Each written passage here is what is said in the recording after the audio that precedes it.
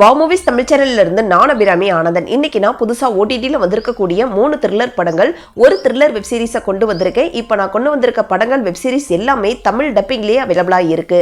அது என்னென்ன படங்கள், அந்த படங்கள்லாம் எப்படி இருக்கு, பார்க்கலாமா வேண்டாமா அப்படிங்கிற டீட்டெயிலான ரிவ்யூக்குள்ள போறதுக்கு முன்னாடி நம்ம வாவ் மூவிஸ் தமிழ் சேனலை இது வரைக்கும் சப்ஸ்கிரைப் பண்ணாம பார்த்துட்டு இருந்தீங்கன்னா ப்ளீஸ் சப்ஸ்கிரைப் பண்ணி உங்களுடைய சப்போர்ட்டை கொடுங்க.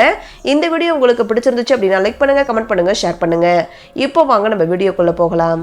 இப்போ நம்ம ஃபர்ஸ்டா பார்க்க போற படம் இன்னைக்கு ஓடிடியில் ரிலீஸ் ஆன தெலுங்கு படமான பைக்கர் அப்படிங்கிற ஒரு ஸ்போர்ட்ஸ் த்ரில்லர் டிராமா மூவி. இந்த படத்துடைய ஸ்டார்டிங் ஸ்டோரி என்ன அப்படிங்கிறத நம்ம பார்த்துடலாம். படத்துடைய ஆரம்பத்திலே நம்ம ஹீரோவை காட்டுறாங்க. நம்ம ஹீரோ இதுக்கு முன்னாடி மோட்டோ கிராஸ் ரைடர், அதாவது பைக்கராக இருந்துட்டு இப்போ அதையெல்லாம் விட்டுட்டு குடும்பம் குழந்தைங்க அப்படின்னு சொல்லி வாழ்ந்துட்டு இருக்காரு. இவருக்கு கல்யாணமாகி ஒய்ஃபும் ஒரு ஸ்கூல் படிக்கக்கூடிய வயசுல சின்ன பையனும் இருக்காங்க.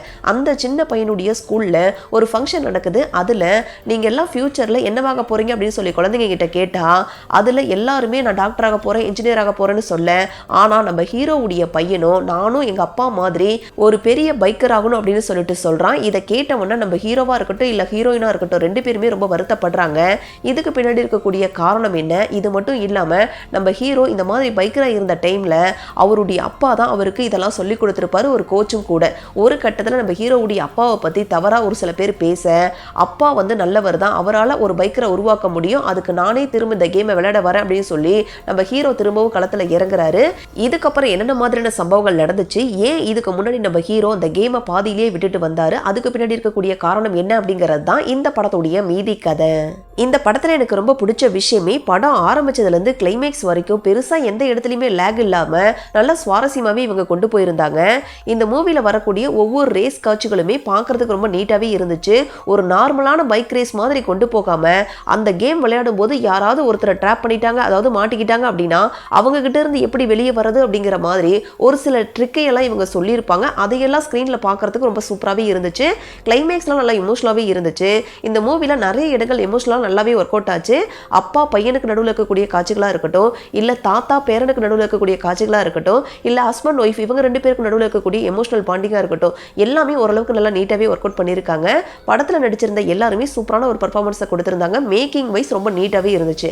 ஆனால் இந்த படத்தில் இருக்கக்கூடிய ஒரு பிரச்சனை என்ன அப்படின்னா, இந்த படத்துடைய கதை ஒரு ஆஸ் யூஷுவல் ஸ்போர்ட்ஸ் ட்ராமா கதை தான். அதாவது நம்ம ஹீரோ ஏதாவது ஒரு கேமில் நல்ல ஒரு டேலண்டாக இருப்பாங்க, ஆனால் சில காரணங்களுக்காக அந்த கேமை விட்டுட்டு வந்திருப்பாங்க. திரும்பவும் ஒரு சில காரணங்களுக்காக அதை ரீஸ்டார்ட் பண்ணி அதில் எப்படி சக்ஸஸ் ஆகுறாங்க அப்படிங்கிற மாதிரியான ஆஸ் யூஷுவல் டெம்ப்ளேட்ல தான் இந்த படத்தையும் எடுத்திருக்காங்க. இந்த மூவிலையும் கமர்ஷியலான ஒரு சில லாஜிக் மீறல்கள்லாம் இந்த படத்தில் இருக்கு.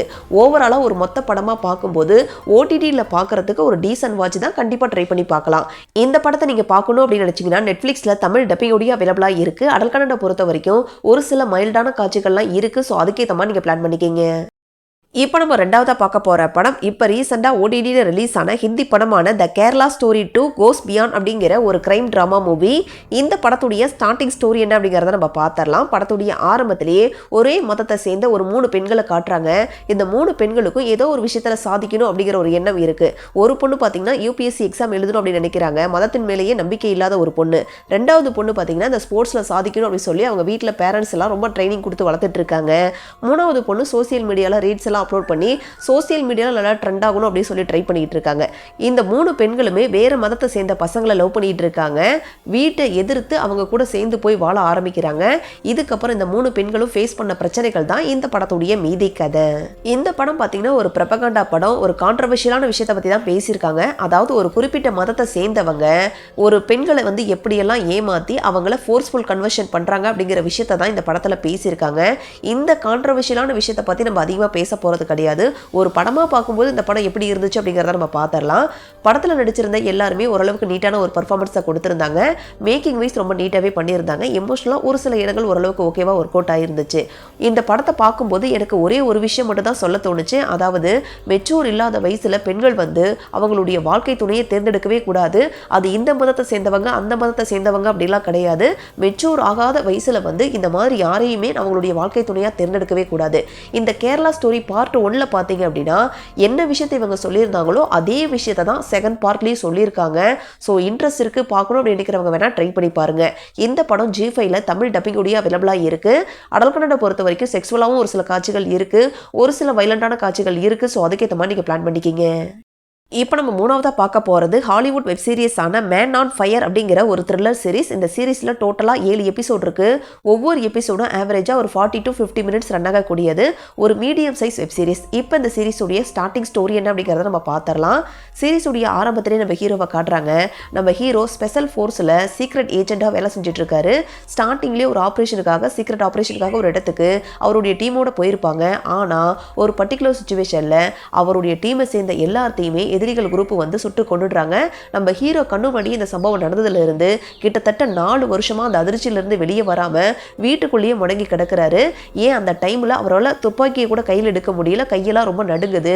இதை நினச்சிக்கிட்டே ரொம்ப பயத்தோடையே இருக்காரு. ஒரு பர்டிகுலர் சுச்சுவேஷனாக நம்ம ஹீரோவுடைய ஃப்ரெண்டாக இருக்கக்கூடிய ராய் அப்படிங்கிற ஒரு நபர் நம்ம ஹீரோவை பிரேசிலுக்கு கூட்டிகிட்டு போகிறாரு.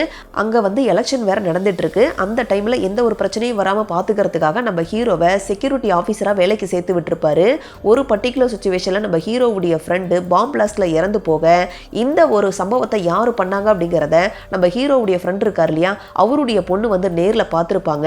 இதனால அந்த பொண்ணையும் கொல்றதுக்காக அந்த எதிரிகள் குரூப் ட்ரை பண்றாங்க. யார் இந்த பாம் பிளாஸ்ட்டை பண்ணாங்க, கடைசியா அவங்க கிட்ட இருந்த அந்த பொண்ணை நம்ம ஹீரோ காப்பாத்தினாரா இல்லையா அப்படிங்கிறது தான் இந்த சீரிஸுடைய மீதி கதை.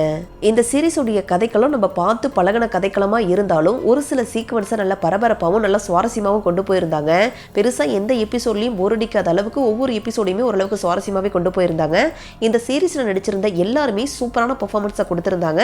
மேக்கிங் வைஸ் ரொம்ப நீட்டாகவே பண்ணியிருந்தாங்க.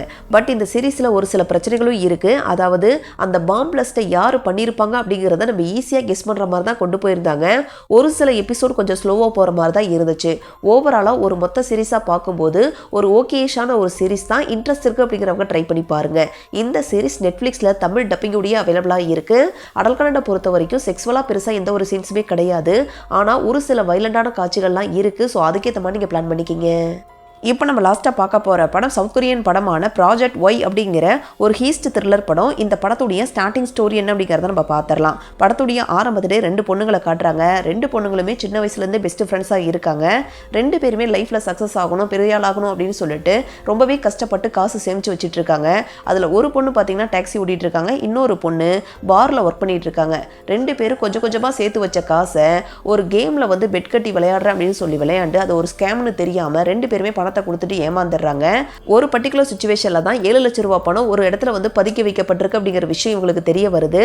அந்த பணத்தை கொள்ளையடிக்கிறதுக்காக இவங்க 2 பேரும் போறாங்க. அதுக்கப்புறம் என்னென்ன மாதிரியான சம்பவங்கள் நடந்துச்சு அப்படிங்கிறது தான் இந்த படத்துடைய மீதி கதை. ஒரு ஹீஸ்ட் த்ரில்லர் படம் அப்படிங்கும்போது பயங்கர பரபரப்பாக போகுமா அப்படின்னு கேட்டிங்கன்னா கிடையாது. ரொம்ப ஸ்லோவாக தான் இந்த படத்தை கொண்டு போயிருக்காங்க.